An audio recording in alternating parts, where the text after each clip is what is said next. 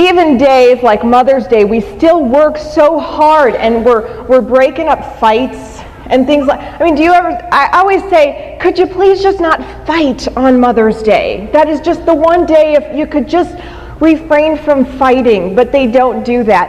And my daughter today at breakfast, my 7-year-old, said today, Mom, we're going to treat you like a maid today since tomorrow's Mother's Day. And my husband said, so any other day, that's just we're treating her like we normally do. Is that what you're, yes, exactly. I have the privilege of working where I go into schools and talk to middle schoolers and high schoolers about healthy relationships and things like that. It's been a great eye-opening experience for me. But one of the things that we do when I first go into their classroom, I have them write down 3 goals that they would like to achieve by the time they're the ripe old age of 28. That's really old to middle schoolers and high schoolers. So 3 goals that they want to achieve by the time they're 28. And they write them down, and then we discuss them. And at the end of the day, I revisit those goals. And I say, life is like a hallway. And you are here in this hallway. And that's your future. Those are your goals at the end of the hallway.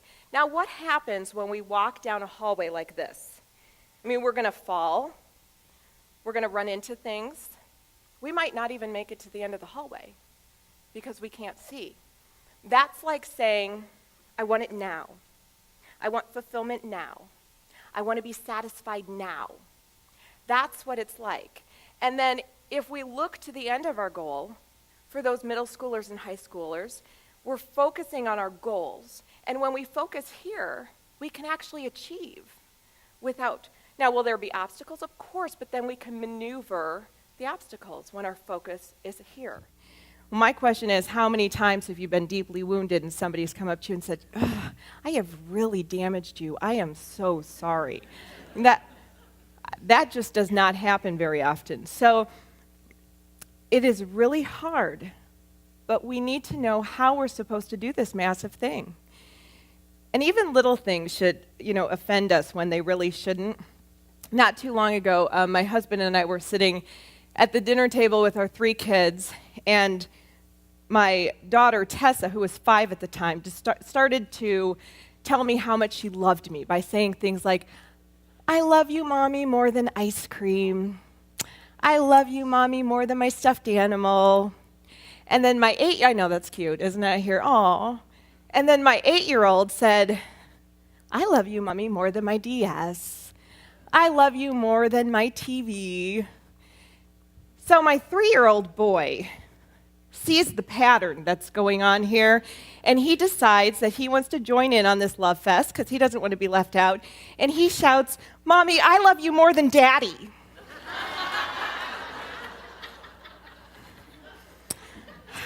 The love fest stopped right there. Who can tell me, if I were to say to you guys, you are incredibly valuable, what does that mean to you? When I say you are valuable. When I quit drinking, I experienced some physical withdrawals. Now, I was a daily drinker. So you'd think that I would experience these really heavy physical withdrawals, but I didn't. But they were strong.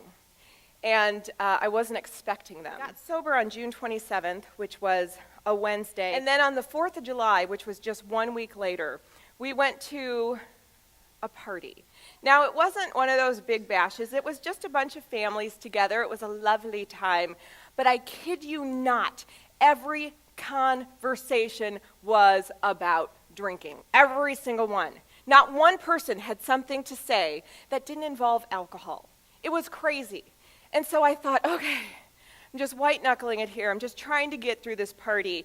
And if I could just get some food in me, I would probably feel better. Does anyone have sugar? Sugar, I need sugar. I was thinking things like that.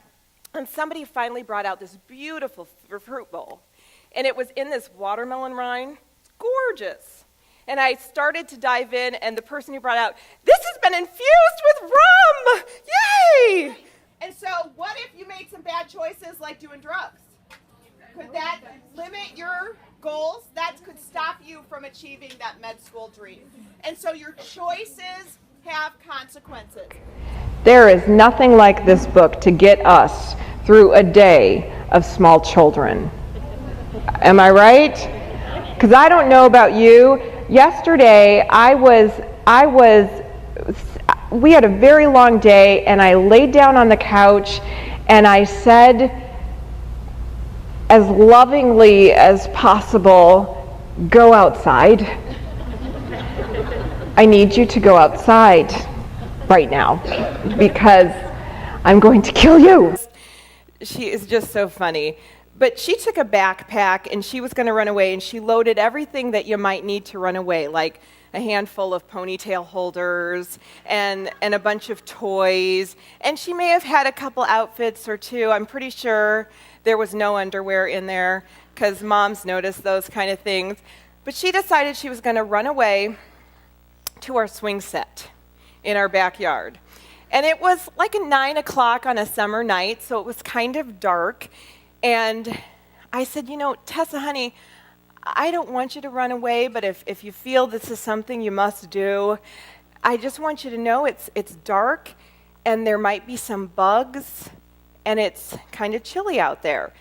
So without saying a word, she went and grabbed a jacket, a fly swatter, and headed out back. And we have, our swing set, we have these massive spider webs and spiders that make these huge webs at night. They go from like our tree to the swing set.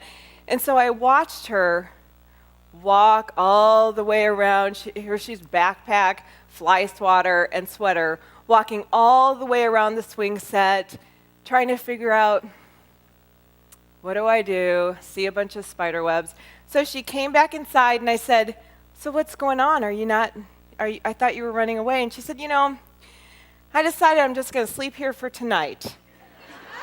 And then I'm going to move in with Grandma.